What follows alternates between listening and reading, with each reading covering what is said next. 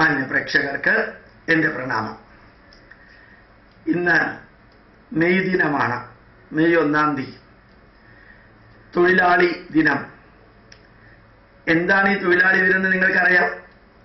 Valentine's day എന്താണെന്നറിയാലോ.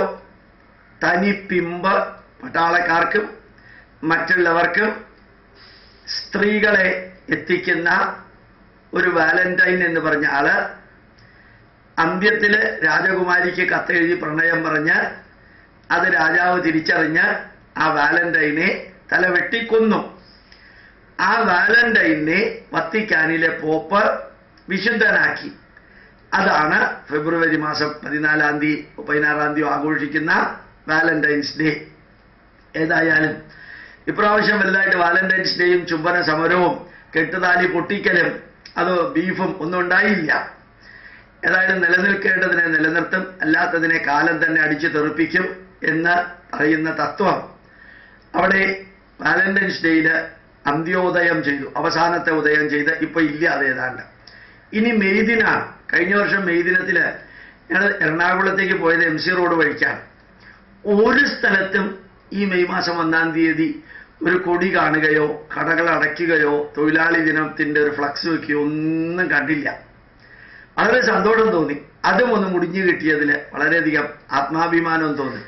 യഥാർത്ഥത്തിൽ എന്താണ് May ദിനം എന്നറിയോ? ഇന്ത്യയുമായിട്ടോ തൊഴിലാളികളുമായിട്ടോ ഒരു ബന്ധമില്ലാത്തൊരു പരിപാടിയാണത്. ശരിക്കും ചിക്കാഗോയിൽ പണ്ടൊരു സമരം നടന്നു. ആ സമരത്തിൽ ചിക്കാഗോയിൽ തനി ക്യാപിറ്റലിസ്റ്റ് രാജ്യമായ അമേരിക്ക, കമ്മ്യൂണിസ്റ്റ് രാജ്യമൊന്നുമല്ല, സമരത്തില് ഷിക്കാഗോ വഴികളിലൂടെ സമരം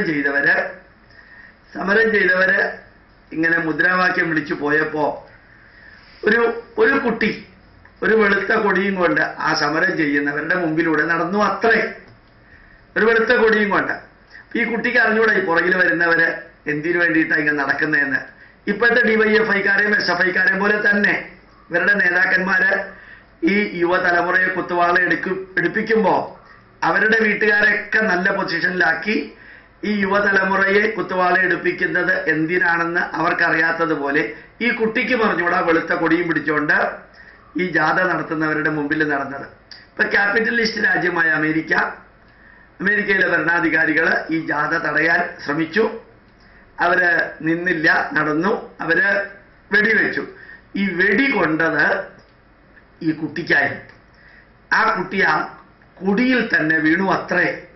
ഞാൻ പറയുന്നതിൽ അല്പം സ്വല്പം ചിലപ്പോൾ വ്യത്യാസം വന്നു എന്ന് വരാം.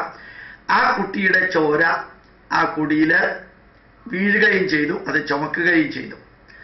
ഇത് തൊഴിലാളി വർഗത്തിന്റെ ദിനമായിട്ട് അവര് പ്രഖ്യാപിക്കണമെന്ന് തീരുമാനിച്ചു. അങ്ങനെ ചോര നീരാക്കുന്ന ഇതൊന്നും അറിയാത്ത, ഇങ്ങനെയുള്ള യാതൊരു സംഭവവും അറിയാത്ത ആ കുട്ടിക്ക് വെടിയേറ്റ ദിവസമാണ് മെയ് 1 തീയതി മെയ് ദിനമായിട്ട് ആഘോഷിക്കുന്നത്, ആചരിക്കുന്നത്. ഏതായാലും ഇന്ന് തൊഴിലാളിയില്ല, മുതലാളിയും ഇല്ല.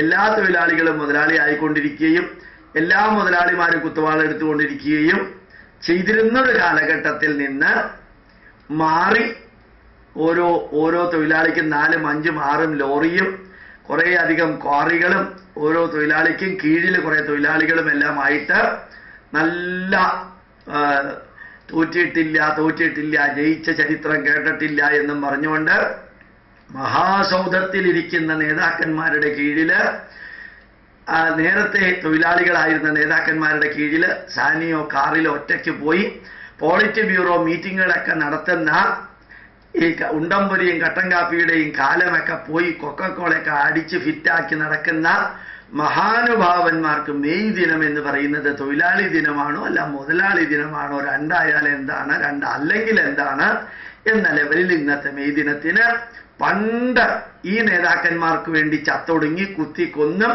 ചത്തും ജീവിച്ചും ഇപ്പോഴും ജീവശവം പോലെ ഇരിക്കുന്നതുമായ തൊഴിലാളികൾക്ക് നിങ്ങൾ ചെയ്ത മഹാത്യാഗത്തിന് ഉള്ള നരകയാതനയാണ് നിങ്ങൾ അനുഭവിക്കുന്നത് എന്ന് ഓർമ്മപ്പെടുത്തി ആ പുറ്റിങ്ങൽ അമ്പലത്തിലെ ഭരണാധികാരികളും അവിടെയുള്ള നാട്ടുകാരും ആ വെടിക്കെട്ടും വെടിക്കമ്പവും കാണാൻ പോയവര് തന്നെത്താനെ അനുഭവിക്കേണ്ടതാണ് അനുഭവിച്ചത് എന്നും കൂടി ഒന്ന് ഓർമ്മിപ്പിച്ച് നിങ്ങൾ DYFI ആയാലും SFI ആയാലും CITU ആണെങ്കിലും CPM ആണെങ്കിലും അവരുടെ തൊഴിലാളി പരിവാര സംഘടനകളാണെങ്കിലും നിങ്ങളൊക്കെ ചെയ്തു കൂട്ടിയത് തന്നെയാണ് നിങ്ങളിപ്പോൾ അനുഭവിക്കുന്നുണ്ടെങ്കിൽ അനുഭവിക്കുന്ന നെഗറ്റീവുകൾ എന്ന് ഓർമ്മപ്പെടുത്തിക്കൊണ്ട് മെയ് ദിനത്തിൻ്റെ ആശംസകളോ അല്ല വേദനകളോ രണ്ടായാലും വിരോധമില്ല.